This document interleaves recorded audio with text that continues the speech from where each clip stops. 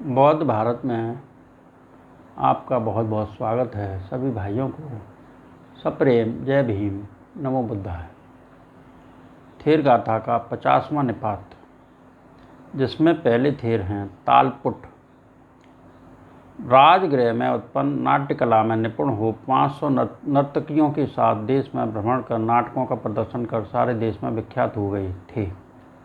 बाद में भगवान के पास प्रवज्जित हो अरहंत पद को प्राप्त हुए। अपने मन का दमन करने में आयुष्मान तालपुट ने जो महान उद्योग किया था, उसका सुंदर वर्णन इस उदान में आया है।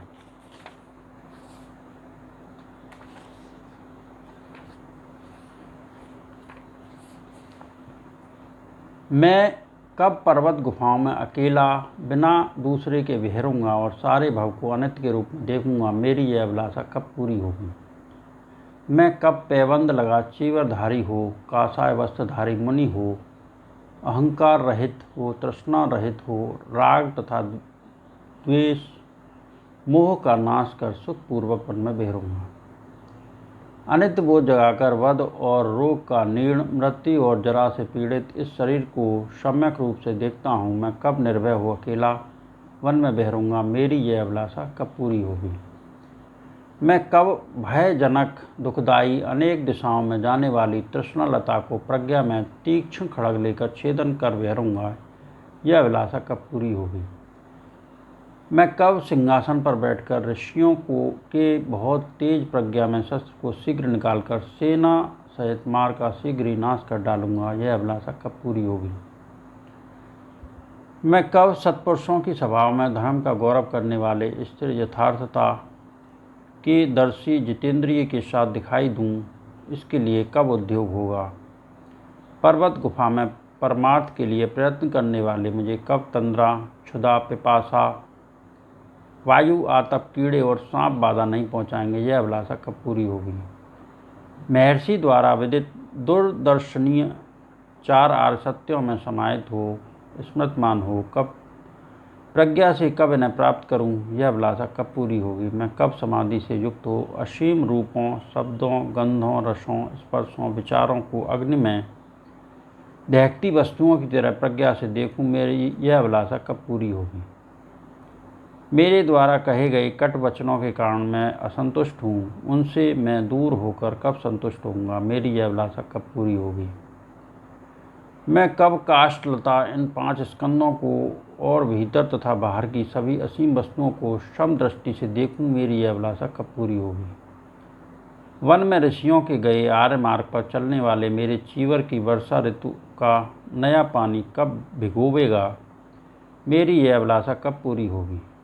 वन में रहने वाले शिखा वाले मोर पक्षी के नाच से पर्वत गुफा से उठकर परमार्थ की प्राप्ति के लिए मैं कब चिंतन करूं।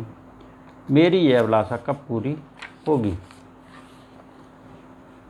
गंगा, यमुना, सरस्वती और पाताल में गिरने वाले भीषण समुद्र मुख का बिना स्पर्श किए रिद्धि से मैं कब पार करूं। यह अभिलाषा कब पूरी होगी। बिना साथी के विचरने वाले हाथी की तरह काम वासनाओं की इच्छा को विदीर्ण कर मनमोहक सभी निमित्त को त्याग कर मैं कब ध्यानमग्न होऊं। मेरी यह अभिलाषा कब पूरी होगी। धनवानों से पीड़ित ऋणी दरिद्र निधि को प्राप्त कर जैसे प्रसन्न होता है, महर्षि के शासन को प्राप्त कर मैं वैसा प्रसन्न कब होऊंगा। मेरी यह अभिलाषा कब पूरी होगी। उपर्युक्त गाथाओं में प्रवज्जा के पहले मन में उत्पन्न अभिलाषा को दिखाया है। निम्न गाथाओं में यह दिखाया है कि प्रवज्जा के बाद मन में उत्पन्न उदासीनता को तालपुट ने किस प्रकार दूर किया। चित्त, बहुत वर्षों तक विनय पूर्वक तुम कहते थे कि यह गृहवास पर्याप्त है। अब मेरे लिए प्रवज्जित हो जाने पर तुम किस लिए श्रमण धर्म में नहीं लगते। चित्त, विनय पूर्वक तुम मुझे कहते न थे कि पर्वत गुफा में ध्यान करने वाले को मेघ गर्जन से प्रसन्न सुंदर पंख वाले पक्षी अपने गीतों से प्रमुदित करेंगे। परिवार, मित्र, प्रिय बंधु, क्रीड़ा की रति और सांसारिक काम गुण, इन सब को त्याग कर मैं इसमें आ गया। फिर भी चित्त तुम मुझसे प्रसन्न नहीं हो। चित्त, तुम मेरा ही हो, दूसरे का नहीं। संग्राम के समय रोने से क्या लाभ। यह सब नाशवान देकर मैं अमृत पद की गवेषणा में निकला। उचित को बताने वाले मनुष्यों में उत्तम महावैद्यों ने मनोविकारों का दमन करने वाले सारथी ने कहा कि बंदर की तरह चित्त चंचल है, पवित्र आग द्वारा उसे वश में लाना दुष्कर है। काम विचित्र है, मधुर है, मनोरम है। जहाँ अज्ञ सामान्य जन आसक्त हो जाते हैं, जो पुनर्जन्म के फेर में हैं, वे दुख की कामना करते हैं, वे चित्त के अनुसार चलकर नरक में नाश को प्राप्त होते हैं। मोर और क्रौंच पंछी के गीतों से प्रतिध्वनित कानन में चीतों और बाघों के साथ रहते हुए शरीर की अपेक्षा जड़ छोड़ दो और अपने अवसरों को न खो। इस प्रकार चित्त तुम पहले मुझसे आग्रह करते थे। बुद्ध शासन में ध्यानों, इंद्रियों वाली बलों और बोध्यंगों की भावना करो और समाधि भावना द्वारा तीनों विद्याओं को अनुभूत करो। इस प्रकार चित्त तुम पहले मुझसे आग्रह करते थे। अमृत की प्राप्ति के लिए, सभी दुखों के क्षय के लिए और सभी वासनाओं के नाश के लिए निर्वाणिक अष्टांगिक मार्ग का ध्यान करो। इस प्रकार चित्त तुम पहले मुझसे आग्रह करते थे।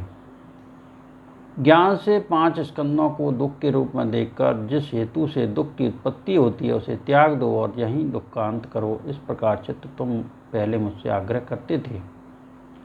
5 स्कंद को ज्ञान से अनित्य बोध जगाकर दुख शून्य, अनात्म, अघ और वध के रूप में देखकर मन के वितर्कों को रोक दो। इस प्रकार चित्त तुम मुझसे पहले आग्रह करते थे।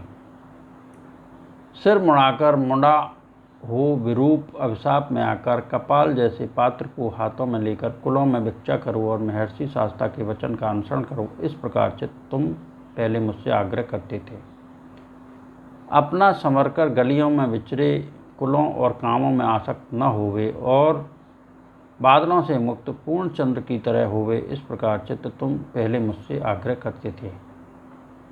अरण्य में रहें, भिक्षा से जिएं, शमशान में ध्यान करें, चिथड़ों का बना चीवर पहने बिना लेटे आराम करें और सदा शुद्धि में रत रहें। इस प्रकार चित्त तुम मुझसे पहले आग्रह करते थे। जैसा कि फल की इच्छा रखने वाले मनुष्य पेड़ को लगाकर फिर उसी को जड़ से काटे, चित्त जो तुम अनित्य और नाशवान संसार में मुझे लगाना चाहते हो, सो तुम वैसा ही कर रहे हो। रूप रहे दूरगामी एक चारी चित्त, अब मैं तुम्हारी बात नहीं करूँगा। काम दुखदायी है, कटुक है और बहुत भयानक है। मैं निर्वाण की ओर ही चलूँगा। मैं न तो विपत्ति के कारण, न निर्लज्जता के कारण, न विनोद के लिए, न भय से और न जीविका के लिए घर से निकला हूँ। चित्त, मैंने अपने वश में रहने की प्रतिज्ञा तुमसे की है। सत्पुरुषों ने अल्पेच्छता की, मोक्ष वृथाभिमान को त्यागने की और दुख को शांत करने की प्रशंसा की है। इस प्रकार कहकर चित्त तुम पहले मुझसे आग्रह करते थे, अब तुम पुरानी आदत की ओर जा रहे हो। तृष्णा, अविद्या, प्रिय अप्रिय वस्तु, सुंदर रूपों, सुख की अनुभूति को और मन को प्रिय लगने वाले काम गुणों को मैं उगल गया हूँ। जो उगला है अब मैं उसे नहीं निगल सकता। चित्त, सर्वत्र अनेक जन्मों में मैंने तुम्हारे वचन का पालन किया था। मैंने तुम्हें अप्रसन्न नहीं किया। इस आत्मीयता का, तुम्हारी कृतज्ञता का यही परिणाम हुआ कि मैं चिरकाल तक दुख सहता रहा। चित्त, तुम ही हमें कभी ब्राह्मण बनाते हो, कभी क्षत्रिय बनाते हो और कभी राजा बनाते हो। तुम्हारे कारण हम कभी वैश्य बन जाते हैं तो कभी शूद्र। तुम्हारे कारण हम देवता भी बन जाते हैं, तुम्हारे कारण हम असुर बन जाते हैं, तुम्हारे कारण नारकी बन जाते हैं और कभी जानवर भी हो जाते हैं, फिर तुम्हारे कारण भूत भी हो जाते हैं। चित्त, तुम बारंबार मेरे साथ विश्वासघात क्यों कर रहे हो? तुम बारंबार नाटक कर रहे हो, पागल की तरह मुझे प्रलोभन दे रहे हो। चित्त, बताओ कि मैंने तुम्हें किस बात में बिगाड़ा है? पहले यह चित्त मनमाना जिधर चाहा उधर स्वच्छंद जाता रहा, उसे आज मैं अच्छी तरह अपने बस में वैसे ही लाऊंगा जैसे कि अंकुश ग्रहण करने वाला भड़के हुए हाथी को। मेरे शास्त्रा ने निश्चित रूप से दिखाया है कि यह संसार अनित्य है, अध्रुव और असार है। चित्त, जिनके शासन में आगे बढ़ो और महान तथा दुस्तर प्रवाह से मुझे पार लगा दो। चित्त, यह जन्म तुम्हारे लिए पहले जैसा नहीं है। मैं लौटकर तुम्हारे वश में रहने योग्य नहीं हूँ। मैं महर्षि के शासन में प्रवज्जित हुआ हूँ। मेरे जैसे लोग विनाश को स्वीकार नहीं करेंगे। पर्वत, समुद्र, सरिताएं, वसुंधरा, चार दिशाएं, चार विदिशाएं और नीचे की दिशाएं ये सब अनित्य हैं, तीनों भव पीड़ाजनक हैं। चित्त कहाँ जाकर सुख से रहोगे? मैं उद्देश्य पर दृढ़ हूँ, चित्त तुम मुझे क्या करोगे? चित्त मैं तुम्हारे बस में रहने योग्य नहीं। दोनों ओर से खुली हुई और गंदगी से भरी हुई इस थैली को कौन छुए? बहने के 9 स्रोत वाले इस शरीर को धिक्कार है।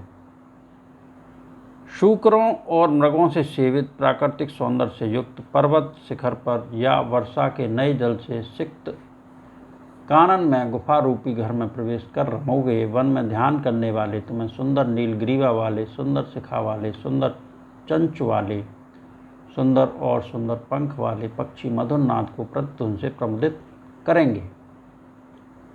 4 अंगुल तल पर पानी बरसने पर पृथ्वी के बीच वृक्ष की तरह मेघ जैसे प्रफुल्लित कानन में निश्चित हो बैठूंगा और उस समय तृण का आसन रुई की भांति मुलायम मालूम होगा। मैं स्वामी की तरह तो तुम्हें ठीक करूंगा, जो भी मुझे मिल जाए वही पर्याप्त है। मैं तंद्रा रहित हो तुम्हें वैसे ही ठीक कर दूंगा जैसे कि परमार्जित बिलाल का चमड़ा। मैं स्वामी की तरह तुम्हें ठीक कर दूंगा, जो भी मुझे मिल जाए वही पर्याप्त होगा। प्रयत्न पराक्रम से मैं तुम्हें वैसा ही अपने वश में कर लूँगा जैसे कि अंकुश ग्रहण करने वाला मस्त हाथी।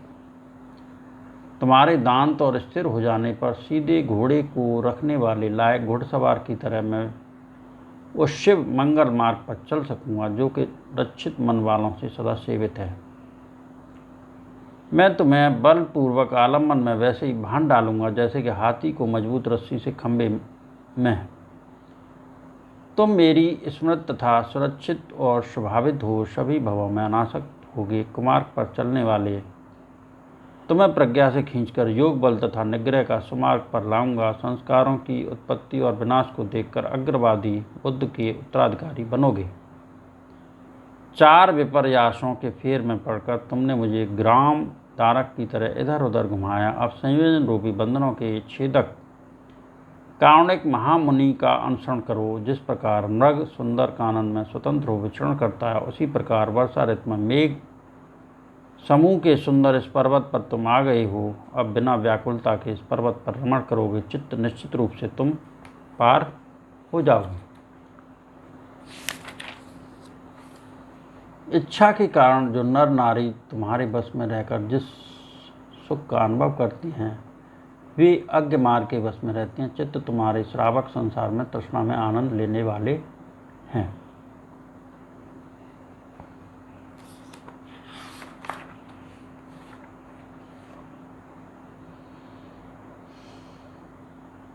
फिर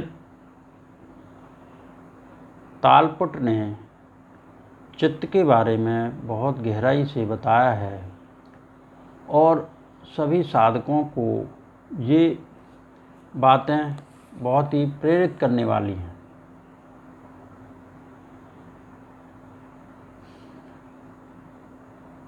थेर तालपुट के जो उदाहरण कहे हैं मैंने, उनके प्रताप से सबका मंगल हो, सबका भला हो, सबका कल्याण हो, सबकी स्वस्थ मुक्ति हो, सबके दुखड़े दूर हों,